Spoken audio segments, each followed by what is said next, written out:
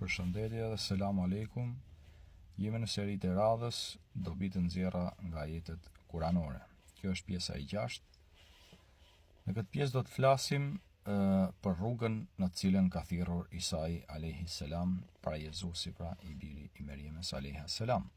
Do të shikojmë në surën Ali Imran në disa ajete kuranore se si ndërlidhen dhe cila ka qenë rruga në cilën ai i bekuar i ka thirrur njerëzit. Ajeti 51 është nga cilin do të fillojmë dhe do të vazhdojmë me disa ajete të tjera më poshtë. Bismillahirrahmanirrahim.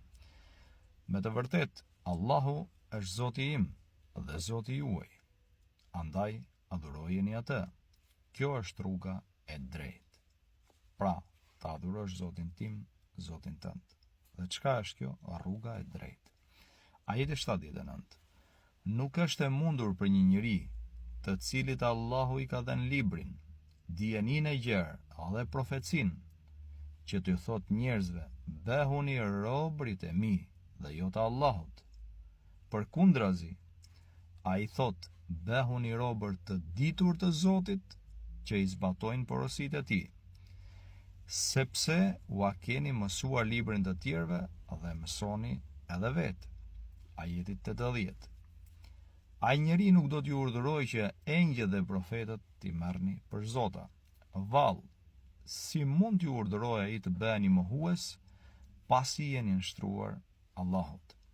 Ajeti 82. Kurse ata që i shmangen detyrës, pas kësaj me të vërtet janë të këqinj. Pra ata të cilët mbas ju bën argumentet, pra janë njerëz të këqinj sepse kanë dalë nga rruga e drejtë. Ajeti 83. A mos kërkojnë ata diçka tjetër përveç fesë Allahut, ndërkohë që ati i për ulen të gjitha ata që gjenden në qejë dhe në tokë, me hir a me pa hir, dhe tek ai do të kthehen të gjithë. Dhe ajeti 95, që është një përmbyllje shumë e bukur.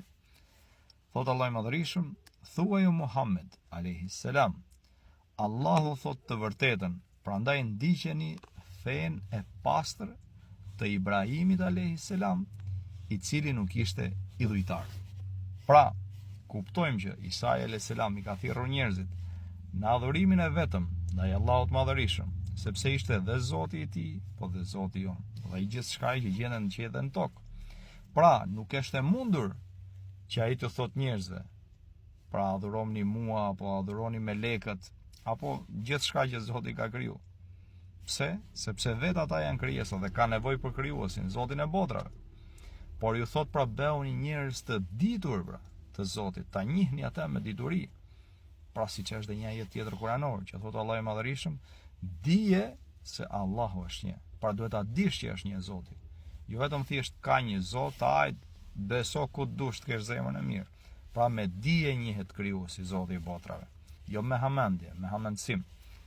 Prandaj Allah i Madhërisht thot pra mos kërkojnë ata diçka tjetër pra, ndërkohë që ati i përkulen gjithçka që gjenden në qiell dhe në tokë.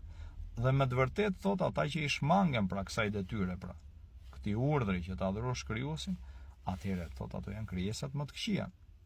Pse? Sepse janë shmangur të vërtetës pra, e kanë gjetur me shqim të vërtetën.